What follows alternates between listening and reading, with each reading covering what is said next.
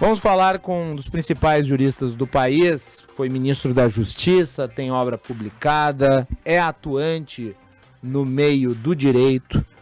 Professor Miguel Reale Júnior participa agora do Bastidores falando sobre toda essa situação que é muito complexa, envolvendo o deputado Daniel Silveira, né, a ação do presidente da República e a decisão do Supremo Tribunal Federal. Doutor Miguel Reale, muito obrigado. Sei que o senhor tem sido demandado nas últimas 24 horas pela imprensa, então eu aproveito aqui para agradecer especialmente ter aceito o nosso convite para falar aqui na Band do Rio Grande do Sul. Pois não, com grande prazer, estou à disposição para conversar com os seus ouvintes. Professor, nós temos o decreto do presidente concedendo a graça a Daniel Silveira. Há pouco, a Vera Magalhães noticiou que o senador Renan Calheiros vai entrar com um decreto legislativo, buscando sustar os efeitos do decreto executivo.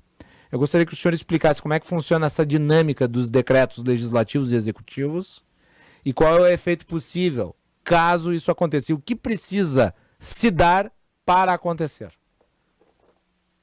Bom, é previsto pela Constituição que o decreto que venha revestido de abuso, né, abuso de direito, possa ser extinto por via de um decreto legislativo. E é, portanto, um papel do Congresso Nacional votar pela extinção de um decreto que esteja eivado de inconstitucionalidade, porque não cabe a arguição de inconstitucionalidade, mas cabe ação de descumprimento de preceito constitucional, que também já foi ajuizado pela rede.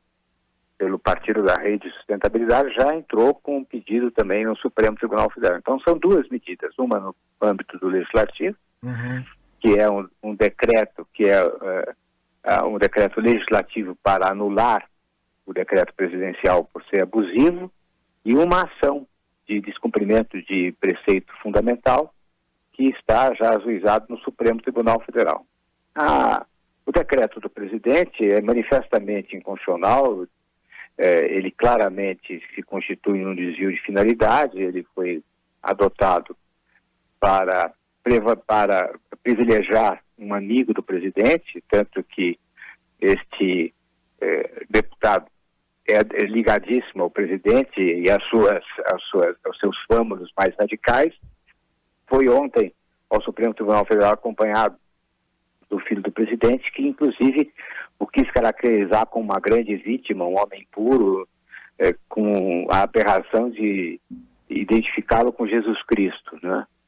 E o ato é manifestamente inconstitucional. Esse ato tem um significado muito grave de confronto de poder, de inviabilizar o exercício do poder judiciário, de vez que no momento, 24 horas depois da decisão, que não transitou em julgado, porque o ato do indulto tem como pressuposto que tenha transitado em julgado a condenação, o presidente se coloca como uma instância revisora da decisão do Congresso e diz: eu não concordo com a decisão do Congresso, porque ele entra no mérito, né? Ele diz a decisão do Congresso fere a liberdade de expressão e diz uma mentira, que houve uma comoção nacional. Ninguém se comoveu nesse país pela condenação de Daniel Silveira, pelo contrário.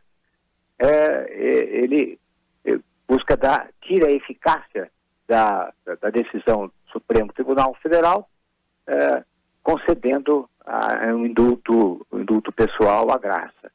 Ou seja, ele inviabiliza o exercício do Poder Judiciário. Ele se coloca como uma instância superior ao Poder Judiciário e dizendo à nação: olha, brasileiros, ofender o Supremo Tribunal Federal, ameaçar os ministros supremos de agressão física, estabelecer a possibilidade do fechamento do Congresso ou do Supremo Tribunal Federal. Tudo isso não é crime. O Supremo acha, mas eu acho que não, e não é crime, e eu revogo a condenação. Portanto, cria uma imensa insegurança jurídica, cria um imenso temor de que as decisões do Judiciário possam ser, por decisão de império do Presidente da República, anuladas. Então, ele inviabiliza o exercício do poder judiciário, ele afronta a independência do poder judiciário e, com isso, ele atinge um dos pilares fundamentais da democracia, do Estado de Direito, né? E, por isso, ele se constitui numa violação de preceito fundamental. Então, ele é inconstitucional. Tem vícios de formais também, porque a lei de execução penal exige que haja uma tramitação, mas isso para mim é o só menos, o essencial para mim é realmente o núcleo da questão, ou seja, a criação de um inimigo, que é o Poder Judiciário, para fins eleitorais. O presidente sempre precisa ter um inimigo, ele não consegue viver sem visualizar a existência de um algoz com o qual ele tem que lutar.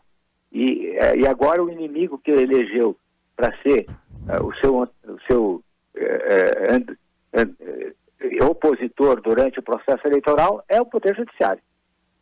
Doutor Miguel Reale, deixa eu aproveitar. O algoz é o Poder Judiciário, ou seja, é toda uma farsa, né, uma mentira, e portanto há um desvio de finalidade, utiliza-se do poder de graça, que é excepcionalíssimo, para privilegiar um amigo, um fâmulo, né, e ao mesmo tempo criando uma crise institucional desnecessária.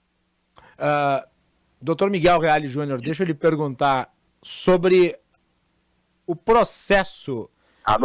Alô, professor, o senhor está me ouvindo? Estou. Eu ia lhe questionar sobre a situação que foi levantada, inclusive, pelo presidente da República, que diz respeito à ação direta de inconstitucionalidade julgada ainda à época do governo Temer, relatada por Alexandre de Moraes, e que o presidente utilizou, inclusive, para corroborar a sua decisão de conceder a graça a Daniel Silveira. Desde ontem, circula nas redes sociais um trecho da decisão do Alexandre de Moraes à época. Eu vou reproduzir aqui, eu gostaria do seu comentário a respeito. Vamos ouvir, então. Que genericamente é estabelecida pelo Legislativo e concretamente aplicada pelo Judiciário. Até porque indulto, seja graça, o perdão presidencial, seja individual, seja o coletivo, não faz parte da política criminal. É um mecanismo de exceção contra o que aquele que tem competência, o presidente da República, entender excessos da política criminal, genericamente prevista pelo Legislativo e concretamente aplicada pelo Poder Judiciário. E nós temos exemplos no mundo todo. Tá, então a manifestação do Alexandre de Moraes em relação à ação direta de inconstitucionalidade, eu já mencionei aqui a 5874. Doutor Miguel Reale, a sua avaliação em relação a esse argumento utilizado pelo Alexandre de Moraes? Não tem nada a ver. Não é porque pode ser concedida a graça pelo presidente que ele pode conceder a graça por qualquer motivo. Ele abusou desse direito. Ele afrontou o judiciário com esse direito, no exercício desse direito. A graça, o indulto pessoal, é concedido por fins humanitários, exclusivamente para fins humanitários. Ele entra no julgamento da decisão do Supremo. Ele diz, eu concedo porque eu não concordo com a decisão do Supremo. Não tem fim humanitário. Ou seja, é um abuso do direito. Trazer a decisão a manifestação do Alexandre de Moraes, que falou abstratamente sobre o indulto, a graça como um direito do presidente, e querer transpor, é má fé. Né? É má fé, porque deixa de estudar o caso concreto. O caso concreto é esse. É um abuso, é um desvio de finalidade, e não é porque é graça que deixa de ser a passível de apreciação pelo judiciário quando existe a adoção da graça com forma abusiva.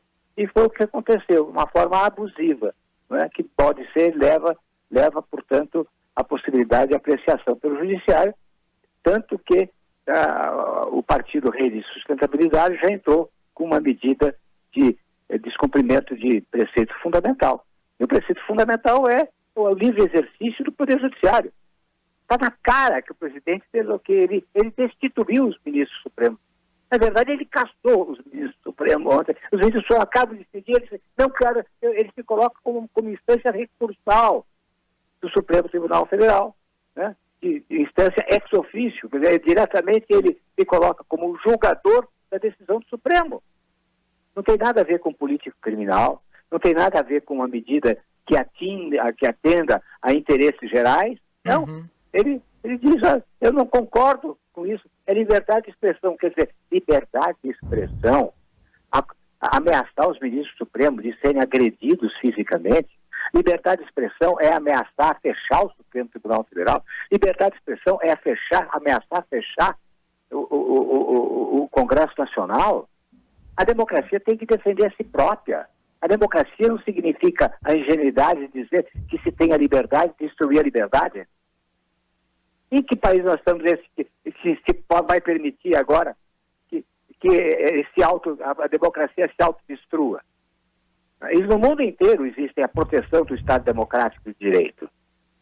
A proteção da democracia é importante, acaba de ser aprovado, eu participei até na discussão desse capítulo do Código Penal, os crimes contra o Estado de Direito Democrático, que substitui a Lei de Segurança Nacional. Então, não está nem se aplicando aí a Lei de Segurança Nacional, está se aplicando as novos tipos penais de defesa do Estado de Direito Democrático. É má fé de valer daquilo que foi dito por Alexandre de Moraes com relação genericamente aos institutos do indulto coletivo e do indulto pessoal. No caso, a jurisprudência... É um caso, efetivamente, de abuso de direito. No caso, a jurisprudência do Supremo Tribunal Federal não sustentaria a interpretação que o presidente Bolsonaro deu para conceder essa graça a Daniel Silveira. Não existe jurisprudência, é um caso inusitado, é um caso surreal. Não existe jurisprudência. É um fato inimaginável. Os ministros supremos mesmo, a imprensa publica hoje, disseram, mas isso é surreal. Eu estou espantado. Na verdade, essa é uma afronta ao Poder Judiciário. Ele destituiu o Poder Judiciário, ele desfez a decisão do Poder Judiciário 24 horas, sendo que a decisão sequer transitou em julgado. Para que seja concedida a graça, precisa haver trânsito em julgado da condenação, nem isso existiu. Antes do trânsito em julgado, ele menciona isso, eu já concedo a graça. A ministra... É inaceitável uma coisa dessa. É uma crise institucional, nós estamos à beira da ditadura. Doutor Miguel Reale, a ministra Rosa Weber foi sorteada para relatar aí a ação do Rede Sustentabilidade para assustar os efeitos do decreto do presidente. Como é que o senhor acha que ela vai se portar? Eu acho que, pelo que eu tenho aprendido das decisões da ministra Rosa Weber e dos trabalhos que ela publica e realiza, ela vai conceder liminar. Não tem outro jeito, né? É evidente que vai conceder liminar, seja por erros formais, porque a graça também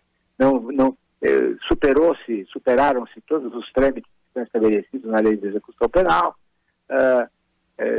se estabelece a graça antes do trânsito julgado, mas também é um problema de limitação do exercício legítimo do Poder Judiciário. Na verdade, foi uma cassação da decisão. Se cassou a decisão porque não agrada o presidente, ou porque agrada ao presidente e estabelece sustentação na sua argumentação eleitoral de que tem um inimigo que quer destruí-lo, que é o judiciário brasileiro. Eu acredito que a Rosa Weber não vai deixar de conceder liminarmente a suspensão desse ato violento, abusivo, ditatorial do presidente da República. O senhor acredita que ela vai conceder a liminar sob o argumento de desvio de funcionalidade, de eventual intempestividade, por erro formal ou pelo conjunto da obra? Acho que é por tudo, né? Por tudo. Eu acho que o argumento fundamental é aquele de a limitação do exercício do Poder Judiciário. Ele está se colocando como juiz e dizendo, eu não concordo com a decisão do Supremo. E por isso que eu revoco o Supremo num ato de império. É uma loucura. Só mesmo alguém que desrespeita a democracia pode fazer uma coisa dessa, infelizmente, é o presidente do nosso país. Doutor Miguel Reale, eu gostaria que o senhor conceituasse para o público a diferença entre o indulto e a graça. Bom, a lei de execução já fala que há um indulto coletivo e indulto pessoal. Sim. O indulto coletivo é estabelecer critérios pelos quais se concede a extinção da punibilidade e dados alguns requisitos. tempo de cumprimento de pena, primariedade, idade do condenado. Pode-se estabelecer vários critérios, tipo de crime. A graça é um ato de benemerência humanitário, por exemplo, conceder a graça para alguém que já esteja muito doente, ou que já esteja com muita idade.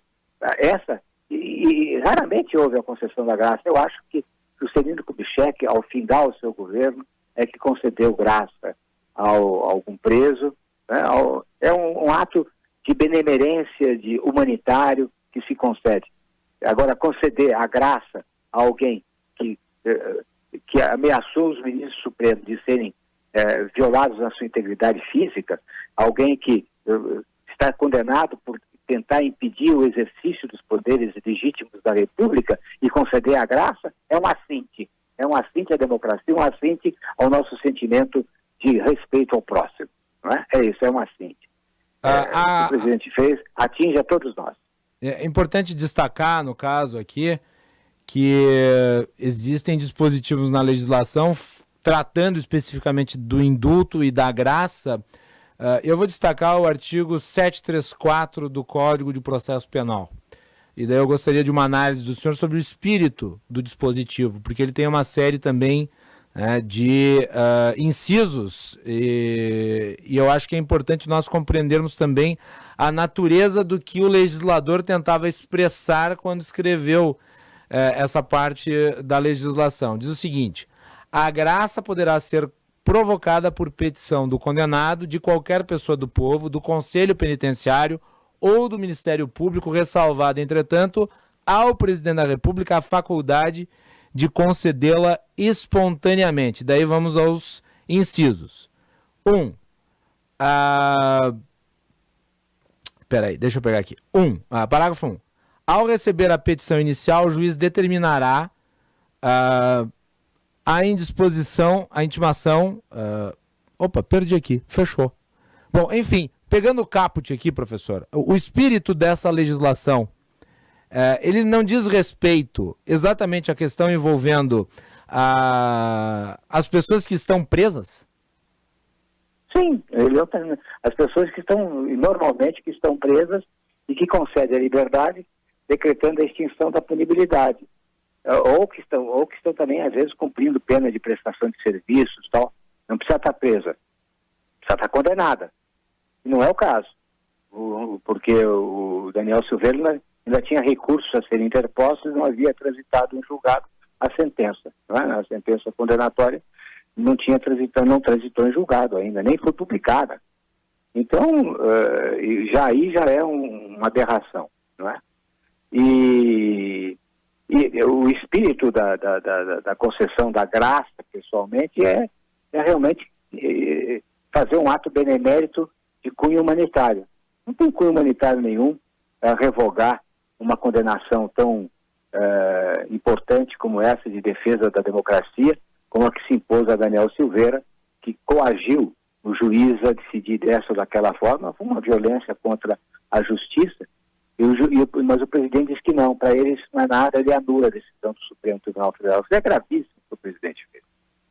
No caso aqui eu vou ler então os dispositivos seguintes, eles são curtos, além desse que eu já mencionei aqui, o 734, o 735, a petição de graça acompanhada dos documentos com que o impetrante a instituir será remetida ao ministro da Justiça por intermédio do Conselho Penitenciário.